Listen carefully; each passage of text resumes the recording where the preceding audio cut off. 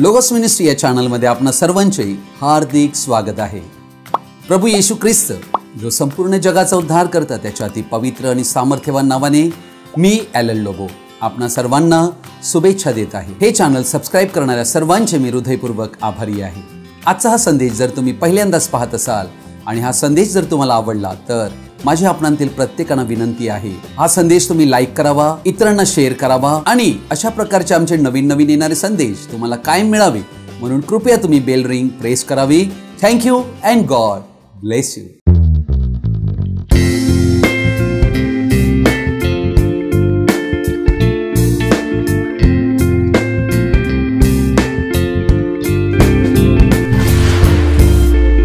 प्रियजन हो, आज आम्ही एका महत्त्वाच्या विषयाकडे आपलं लक्ष लावणार आहोत आणि त्या विषयाला मी शीर्षक देऊ इच्छितो, जेव्हा समस्या येतात, व्हेन ट्रबल कम्स। प्रियजन हो, समस्या आमच्या जीवनाचा एक अविभाज्य भाग आहे। आमच्या जीवनाचा प्रवास संपेपर्यंत समस्या आमच्या जीवनात सतत येतच राहणार आहेत, परंतु त्या समस्या आल्यानंतर त्याला आम्ही प्रतिक्रिया काय देतो यावर सर्व अवलंबून आहे। म्हणूनच आजचा हा विषय आपणा सर्वांपुढे मी मांडण्याचा प्रयत्न करीत आहे। देव समस्येतून कसं बाहेर काढावं हा मार्ग त्याच्याकडे असतो। देवाला सर्व माहित असते आणि आमच्या गरजा काय आहेत, आम्ही कोणत्या समस्येमध्ये आहोत, कसं आम्हाला त्यांतून सोडवावं हे देव सर्व जाणतो। म्हणून आपणा सर्वांना माझी विनंती आहे की आजचा हा संदेश आपण सर्वजणांनी आवर्जून शेवटपर्यंत पाहावा। God bless you. यशाचं पुस्तक याचा 37 अध्याय आणि याचं वचन 14 पासून मी वाचत आहे। हिजकियाने जासुदांच्या हातून ते पत्र घेऊन वाचले। मग हिजकियाने परमेश्वराच्या मंदिरात जाऊन ते परमेश्वरापुढे उघडून ठेविले। मग हिजकियाने परमेश्वराची अशी प्रार्थना केली, सेनाधीश परमेश्वरा, इस्रायलाच्या देवा, करुबारूढ असलेल्या देवा, तूच काय तो पृथ्वीवरील सर्व राज्यांचा देव आहेस। तूच आकाश व पृथ्वी निर्माण केली। हे परमेश्वरा, कान लावून ऐक। हे परमेश्वरा, तू डोळे उघडून पहा आणि तुझा सदाजीवी देवाचा उपमर्द करण्यासाठी सन्नेरी बाने निरोप पाठविला आहे। त्याचे सर्व शब्द ऐक। हे परमेश्वरा, खरोखर अश्शूराच्या राजांनी सर्व देश व त्यांतली जमीन ओसाड केली आहे। त्यांचे देव त्यांनी अग्नीत टाकिले आहेत, कारण ते देव नव्हते, ते मनुष्यांच्या हातांनी घडलेले काष्ट पाषाण होते, म्हणून त्यांनी त्याचा नाश केला। आता हे परमेश्वरा, आमच्या देवा, त्याच्या हातांतून आम्हाला सोडीव, म्हणजे पृथ्वीवरील सर्व राज्ये जाणतील की तूच काय तो परमेश्वर आहेस। तेव्हा आमोजाचा पुत्र यशया याने हिजकियाला सांगून पाठविले की परमेश्वर इस्रायलाचा देव असे म्हणतो, अश्शूरी राजा सन्नेरीब याच्या संबंधाने तू माझी प्रार्थना केली आहे, तर त्याच्या विषयी परमेश्वर बोलला आहे की सियोनची कुमारी तुला तुच्छ लेखिते व तुझा उपहास करीते। यरूशलेमेची कन्या तू पाठमोना झालेला पाहून आपले मस्तक हलविते। तू कोणाची निंदा केली, कोणाच्या विरुद्ध दुर्भाषण केले, कोणाच्या विरुद्ध ताठ्याने बोललास, कोणावर आपल्या भुवया चढविल्या। इस्रायलाचा जो पवित्र प्रभू, त्याचवर। प्रभू या वाचलेल्या पवित्र वचनावर आपला आशीर्वाद देऊ आणि या वचनांनी आम्हा सर्वांना आशीर्वादित करो। आमेन। प्रियजन हो, जर आपण या घडीला मोठ्या समस्येतून जात असाल तर आजचा विषय आपल्याला त्या समस्येला सामोरे जाऊन विजय प्राप्त करण्याचे तत्व शिकवेल। कारण यशाया 37 मध्ये आम्ही आता पाहिले की राजा हिजकिया याला धमकीचे पत्र शत्रूकडून मिळाल्याचे आढळते। पहा समस्या कशा प्रकारे आमच्यावर येतात। पत्र उघडल्यावर हिजकिया राजाकडे समस्या आली। कधी कधी आम्हाला आलेला फोन, डॉक्टरकडे गेल्यावर समस्येत आम्ही आलेलो आहोत असे आम्हाला दिसते, तर कधी गैरसमज आमच्यात व इतरांमध्ये निर्माण झाल्यानेही समस्या निर्माण होतात। काही वेळेला समस्या अपघातजनक असतात, तर कधी स्वतःच्या मूर्खपणामुळे व पापामुळेही समस्या उद्भवतात। समस्या एका मागोमाग येत असतात। कधी कधी एक समस्या इतर समस्यांना घेऊन येते। हिजकिया राजाकडे समस्या आली, ती फार भारी दडपण घेऊन आली, अर्थात शत्रूकडून प्रत्यक्ष धमकी मिळाली। अर्थात प्रियजन हो, पूर्वीच्या काळी ज्या वेळेला इतर राजे आपल्या सैन्यांद्वारे इतरांवर हल्ला करीत असत आणि त्यांना लुटत असत, हिजकियाने ते पत्र मिळताच त्यावर काय केले आणि आज आमच्या समस्येत काय करायला हवे हे आम्हाला शिकणं फार गरजेचे आहे। अर्थात समस्या ज्या वेळेला येतात त्या समस्येवर पूर्ण नियंत्रण देवाचं असते, कारण या विश्वात अशी एक पण गोष्ट नाही जी देवाच्या ताब्यात नाही, परंतु देव कैक वेळेला अनेक गोष्टींना अनुमती देत असतो की त्या गोष्टी व्हाव्या. अर्थात ज्या वेळेला ते पत्र हिजकिया राजाने वाचलेलं आहे तेव्हा तो घाबरलेला आहे. ते पत्र वाचताच तो भारावून गेलेला आहे. कारण सन्हेरीब जो राजा, त्यांनी अनेक अशी राज्ये जिंकली होती. अश्शूराचा सन्हेरीब राजा यांच्याकडे बहुत रथ होते, बहुत ताकद होती, बहुत ज्ञान, अक्कल, हुशारी देणारे मंत्री मंडळ होतं. परंतु प्रियजन हो, देवाचं वचन म्हणते देवा विरुद्ध कोणतीही बुद्धी, हुशारी, ज्ञान, शहाणपण मनुष्यांचं चालत नाही. देव मनुष्याचे ज्ञान व्यर्थ करून टाकतो. त्यांनी आक्रमण करण्याची पूर्ण तयारी केली व त्यांचा वाईट हेतूही त्यांनी घोषित केला, ज्याद्वारे हिजकिया राजा भारावून गेला. जेव्हा त्यांनी पत्र वाचले तेव्हा तो भीतीने थरथरला. प्रियजनो, एक ख्रिस्तीय नात्याने जीवनात पुष्कळ आव्हाने, चॅलेंजेस आमच्या पुढे येतात तेव्हा आम्ही भारावलं जातो. फार कठीण प्रसंग येतात तेव्हा आमच्यात कडूपणाच्या, रागाच्या व अक्षमाशीलतेच्या भावना न कळत येतात. आम्ही उतावळे होतो, बोलू नये ते बोलतो, तेव्हा त्यावेळी अडकल्यासारखे भासते व मग आम्ही आश्चर्य करू लागतो, का बरे असे माझ्याशी घडत असावे. परंतु त्यावेळेला आम्हाला अशा परिस्थितींना, आव्हानांना तोंड देताना दृष्टिकोन बदलण्याची गरज भासते. समस्यांकडे पाहण्याऐवजी त्या समस्या आमच्या जीवनात संधी निर्माण करीत असतात. आमच्या वाढीसाठी ते आवश्यक असतात. पराभूत झाल्याचे पाहण्याऐवजी ख्रिस्तामधील विजयाकडे पाहिले पाहिजे. अर्थात आम्हालाही असा अनुभव कधी ना कधी येतोच, परंतु आम्ही स्वतःला विचारावे की आम्ही समस्या आल्यावर काय आणि कशी प्रतिक्रिया देतो. आमच्याकडे वाईट बातमी आल्यावर आम्ही काय करायला हवे. येथे महत्वाची गोष्ट ही नाही आहे की ज्या गोष्टी आम्ही टाळू शकत नाही, ज्या आमच्यावर गुदरतात, तर आम्ही त्या समस्येला काय प्रतिक्रिया देतो व त्याचा अनुभव आम्हाला काय सांगतो. ही गोष्ट फार महत्वाची आहे. येथे आम्हाला आढळते की प्रथम आम्हाला समस्या या स्पष्ट दिसल्या पाहिजेत. आम्ही शांत बसलो पाहिजे व गोष्ट व्यवस्थित तोडली पाहिजे. आलेल्या परिस्थितीला आणि समस्येला आम्ही सामोरे गेलो पाहिजे. आम्ही पाहिले पाहिजे, समस्यांचे मोजमाप योग्य रीतीने केले पाहिजे व त्यामध्ये काय समाविष्ट आहे, गुंतागुंत काय आहे ते आम्ही समजून घेतले पाहिजे. अर्थात राजाकडे पुष्कळ असे पर्याय होते की त्याने दुसऱ्या राजांचं सहाय्य घ्यावे किंवा आपले सैनिकांची तुकडी तैनात करावी. अनेक गोष्टी करण्यासाठी त्याच्याकडे पर्याय होते. परंतु हिजकियाला माहित आहे की मी दुर्बल आहे आणि मला कोणीही सहाय्य करू शकत नाही. जो जिवंत देव, ज्याच्याशी माझं नातं आहे, तोच मला यामध्ये सहाय्य करू शकेल. म्हणून त्याने कोणा मित्रांपुढे किंवा तज्ञ सल्लागारांपुढे ही गोष्ट नेली नाही. ती समस्या 14 वचनाप्रमाणे हिजकिया राजाने जिवंत देवापुढे ठेवली. ही गोष्ट आज तुम्हाला आणि आम्हाला शिकणे फार गरजेचे आहे. हिजकिया राजा येथे ज्या परिस्थितीला सामोरे जात आहे हे मानवीरित्या अशक्य आहे. मोठे सैन्य बळ त्याच्या विरुद्ध येत आहे व त्या विरुद्ध वाचण्याची बिलकुल शक्यताच नाही. विजय तर सोडूनच द्या. प्रियजन हो, या जगात अनेक लोक आपला वशिला कुठे चालेल म्हणून ओळख शोधत असतात, पण ज्याची विश्व निर्माण कर्त्याबरोबर मैत्री आहे त्याच्यासाठी जीवनातले बंद मार्ग उघडणं सोपं आहे. प्रियजन हो, प्रार्थनेच्या द्वारे देवाशी आमचं व्यक्तिगत नातं बनते आणि देवाशी आमचं नातं बनणे ही आमची मास्टर की आहे.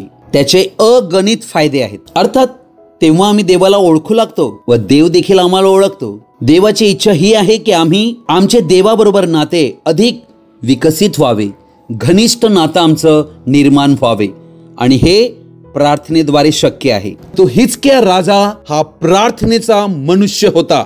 तो सरळ, ज्या जिवंत देवाबरोबर त्याचे घनिष्ठ नाते आहे त्या देवाचा त्याने धावा करण्यास सुरुवात केली.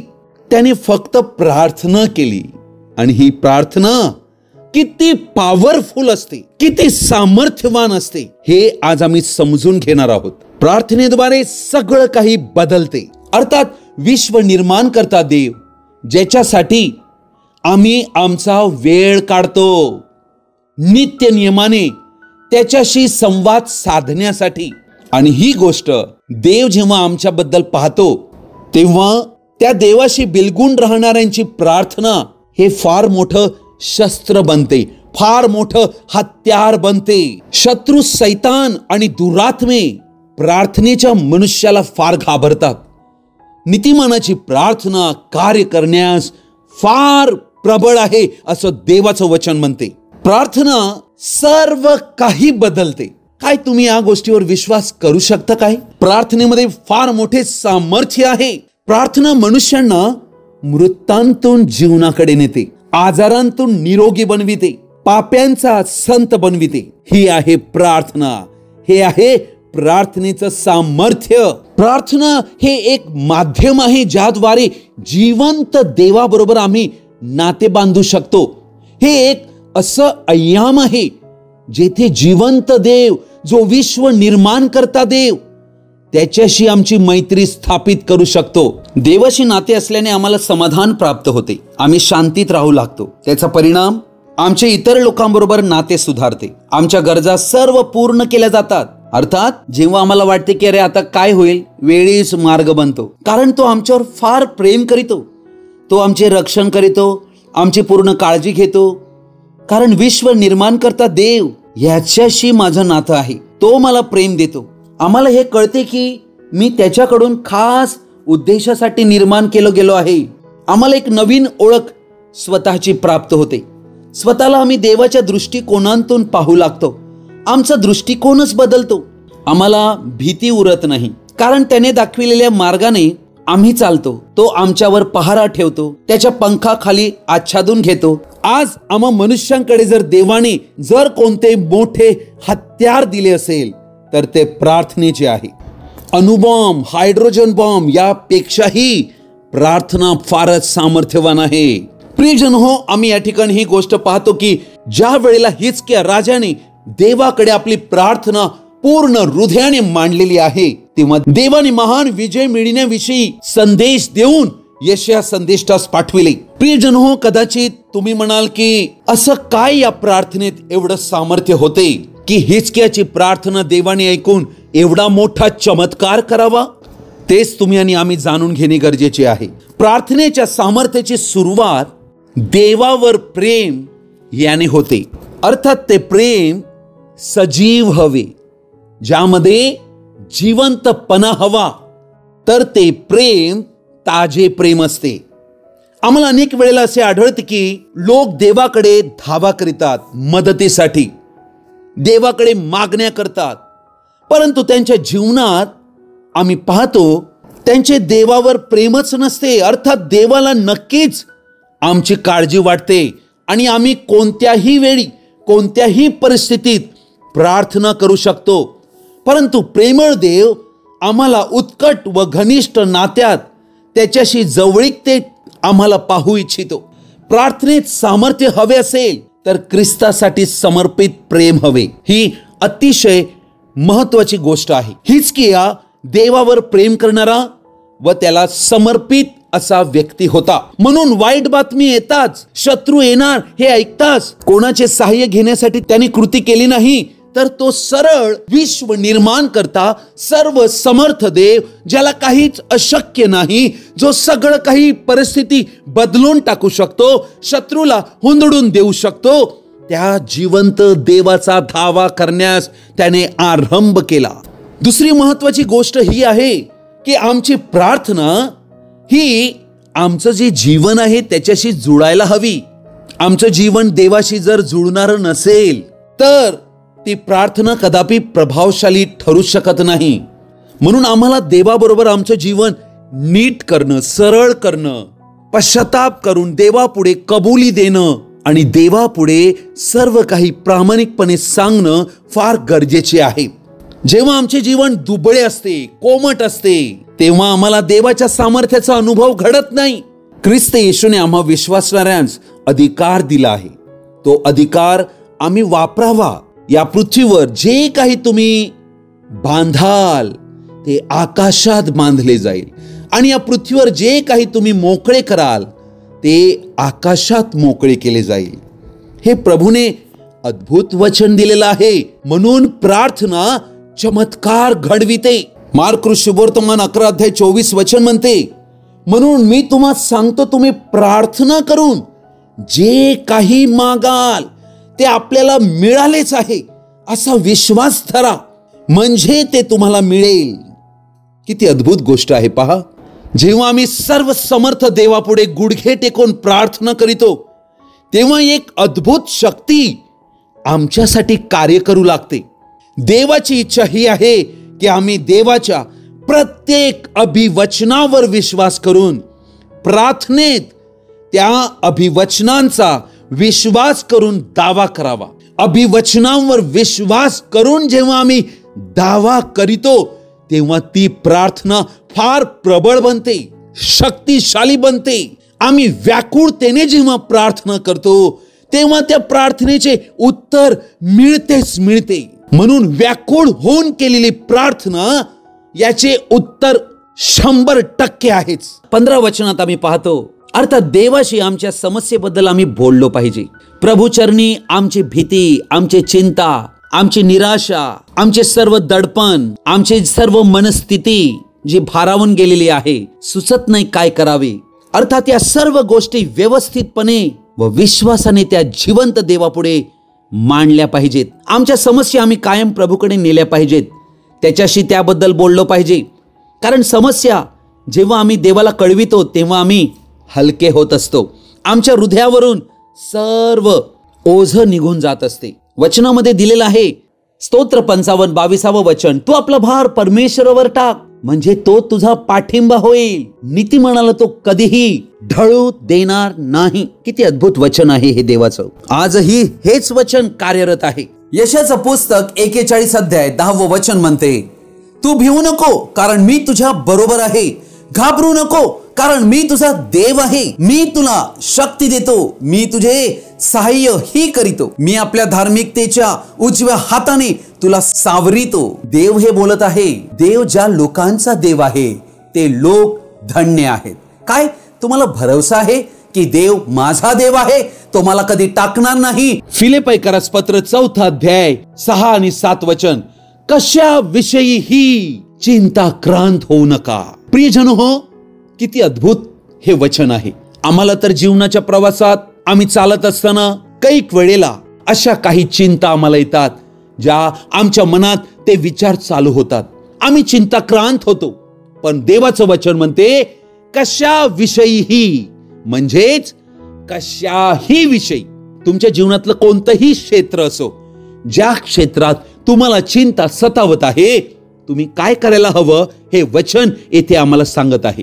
कशा विषयी चिंताक्रांत होऊ नका, तर सर्व गोष्टीविषयी प्रार्थना व विनंती करून. पहा, हिजकियाने हेच केलं ना. आभार प्रदर्शनासह आभार प्रदर्शन करा देवाला, की हे सगळं जे आलेलं आहे हे तुझ्या नियंत्रणात आहे. हे एका क्षणात तू घालवू शकतो. म्हणून आलेल्या सर्व परिस्थितीबद्दल तुला धन्यवाद. आभार प्रदर्शन देणे देवाला गरजेचे आहे. आपली मागणी देवाला कळवा. आम्हाला असं सांगण्यात आलेलं आहे की तुमची जी काही मागणी आहे ती तुम्ही देवाला कळविणे गरजेचे आहे. 6व्या वचनात आम्ही काय करावे हे आम्हाला सांगितले आहे. 7व्या वचनात देव आमची प्रार्थना ऐकून काय करील ते सांगितलेलं आहे. 7वं वचन म्हणते, म्हणजे सर्व बुद्धी सामर्थ्याच्या पलीकडे असलेली. सर्व बुद्धी सामर्थ्याच्या पलीकडे असलेली म्हणजे काय?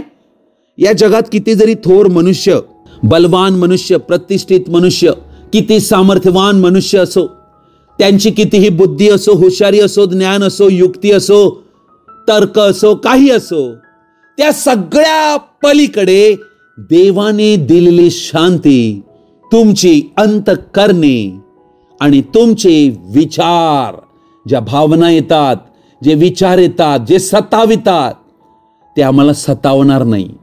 कारण देवाची शांती त्या चिंताहून, त्या भीतीहून मोठी आहे. ती आमच्या अंतःकरणात जेव्हा येते, तेव्हा आमचे विचार हे सर्व विसावा पावतात. आम्हाला त्वरित शांती मिळते आणि आमच्या चिंता निघून जातात आणि आम्हाला कळते की देव पाहून घेईल. तुमचे विचार ख्रिस्त येशूच्या ठाई राखेल.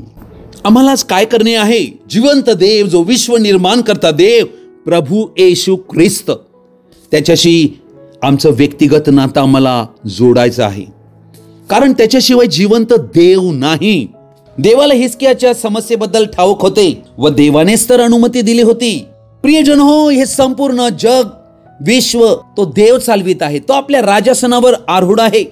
तोच सर्व काही चालवितो. त्याला आमच्यातील प्रत्येकाच्या समस्याविषयी माहिती आहे. तो आमच्यावर प्रेम करीतो. मला देवाबद्दल खात्री हवी की त्याला माझी काळजी आहे व तो मला मदत करण्यास इच्छितो. हिजकियाही हे जाणत होता. रोमकरास पत्र 10 अध्याय 13 वचन म्हणते, कारण जो कोणी प्रभूचे नाव घेऊन त्याचा धावा करील त्याचे तारण होईल. प्रियजनो हो, आम्ही केवळ देवावर विश्वास करून चालत नाही. आम्हाला देवाचा धावा करणं गरजेचे आहे. आमच्या समस्येमध्ये त्याच्या पुढे येऊन गुडघे टेकून आमचे अश्रू ढाळणे, आमचे हृदय त्याच्या पुढे ओतणे अतिशय गरजेचे आहे. जो देवाचा धावा करीतो त्याचे तो तारण करतोच. देवाला काहीच अशक्य नाहीये.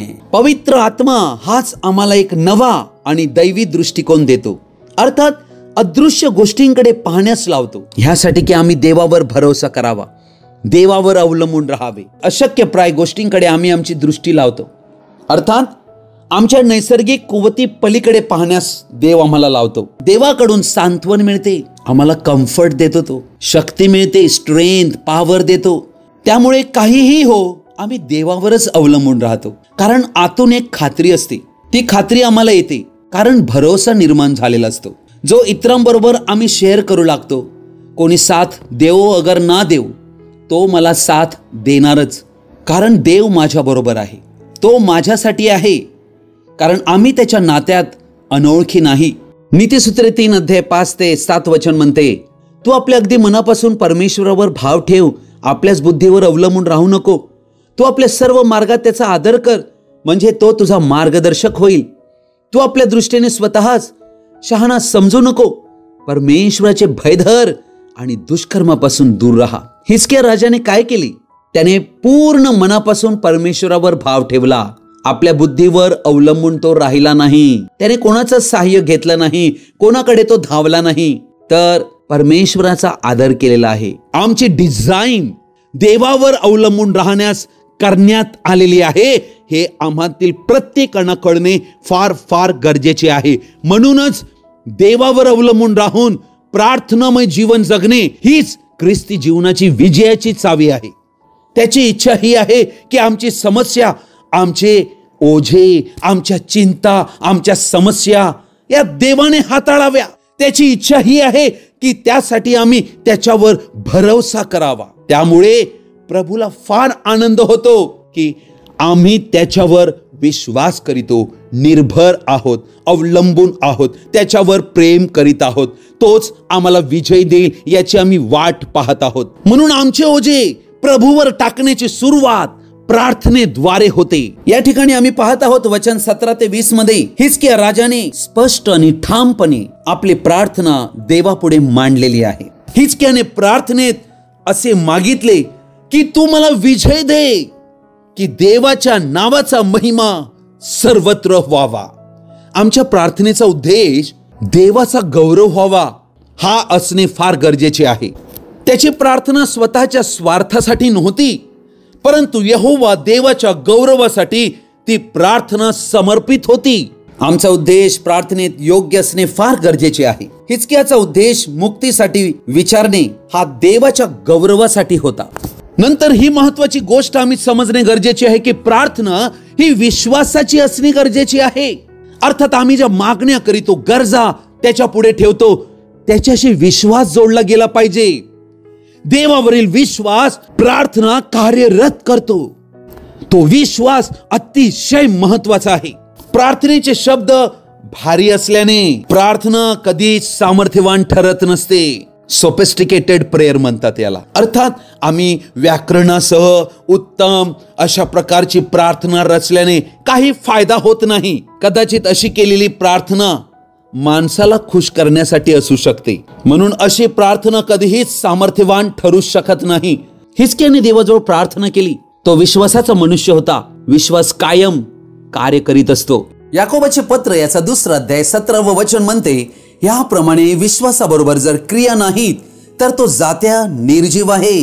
अर्थात विश्वास जर आम्ही ठेवतो असे आम्ही म्हणतोय, तर आम्हाला विश्वासाबरोबर कृती पण हवी आहे. 20 वचन म्हणते, अरे बुद्धिहीन मनुष्य, क्रिया वाचून विश्वास निरर्थक आहे. हे समजावयास तुला हवे काय? क्रिया जर नाही तर विश्वास व्यर्थ गणला जातो. वचन 26 म्हणते, म्हणून जसे शरीर आत्म्या वाचून निर्जीव आहे तसा विश्वासही क्रिया वाचून निर्जीव आहे. विश्वास जर आमच्यात आहे आणि कृती जर नाही, क्रिया जर नाही, तर तो विश्वास मृत आहे, निर्जीव आहे, निरर्थक आहे. येथे महत्वाची गोष्ट ही आहे की हिजकियाने जेव्हा प्रार्थना केली तेव्हा त्या प्रार्थनेत तो बनून राहिला.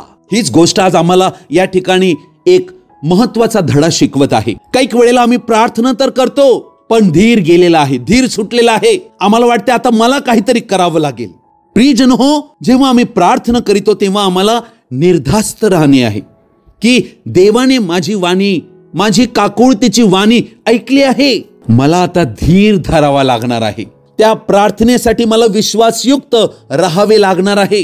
कारण हे करण्यात जर आम्ही चुकू तर प्रार्थनेचे उत्तर आम्हाला मिळू शकत नाही. प्रार्थनेचे उत्तर तेव्हाच मिळते जेव्हा देव आमचं हृदय जाणतो की आम्ही देवावर पूर्णतः निर्भर आहोत, अवलंबून आहोत.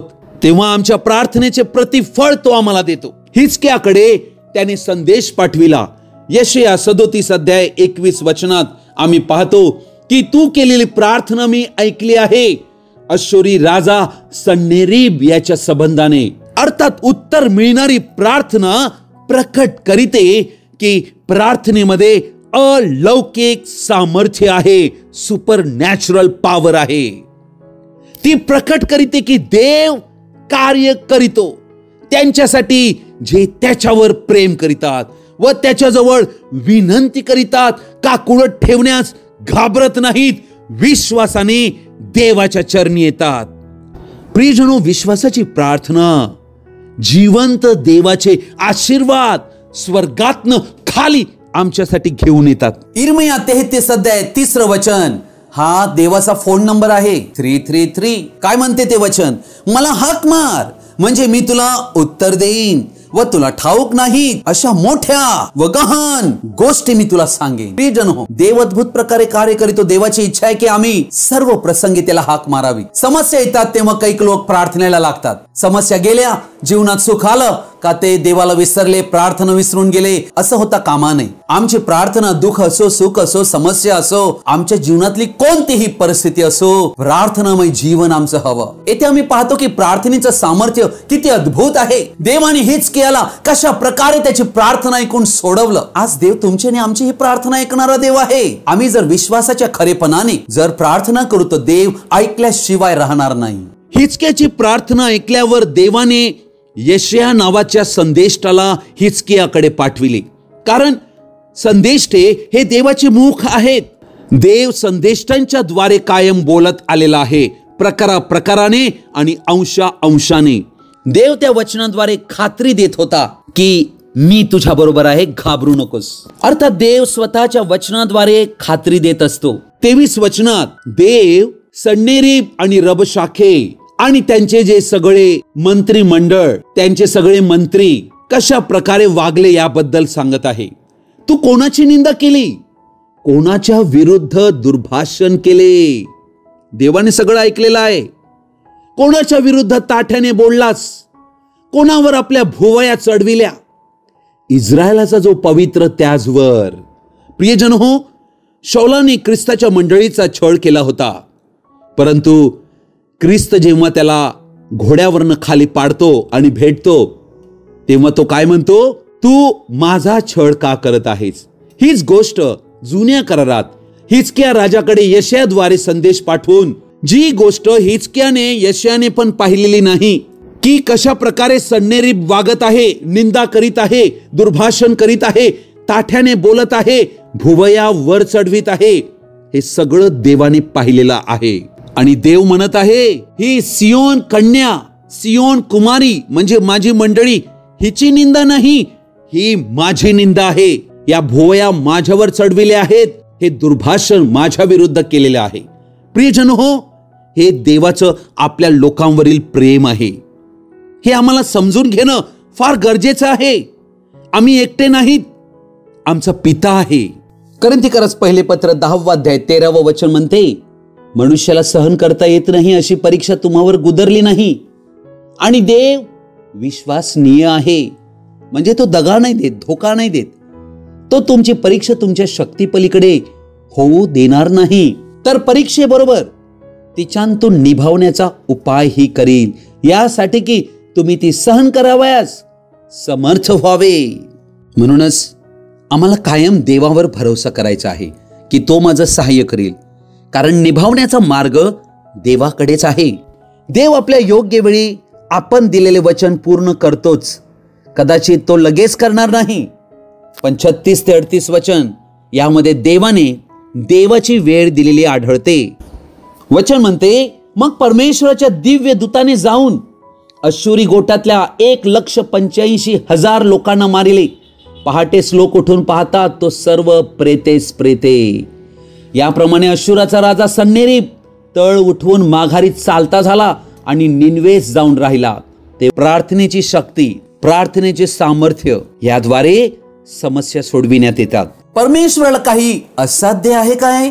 प्रियजन हो, देवाला काहीच असाध्य नाही, हा आमचा विश्वास पाहिजे. देवाला सर्व शक्य आहे. लूक 1:37 म्हणते, कारण देवाला काहीच अशक्य होणार नाही. म्हणजे या जगात अशी कोणतीच गोष्ट नाही की देवाला अशक्यप्राय गोष्ट आहे. प्रियजन हो, किती अद्भुत गोष्ट आहे. देव किती सामर्थ्यवान आहे, देव किती सर्व शक्तिमान आहे, यावर आमचा विश्वास हवा. आमच्या जीवनाच्या प्रवासाच्या अंतापर्यंत समस्या या येतच राहतील, परंतु त्या समस्यांना आम्ही प्रतिक्रिया काय व कशी देतो यावर सर्व अवलंबून आहे. देवाकडे प्रत्येक गोष्टींची वेळ आहे आणि देव त्या वेळेला आमच्या जीवनातील समस्या पूर्ण सोडवून टाकतो.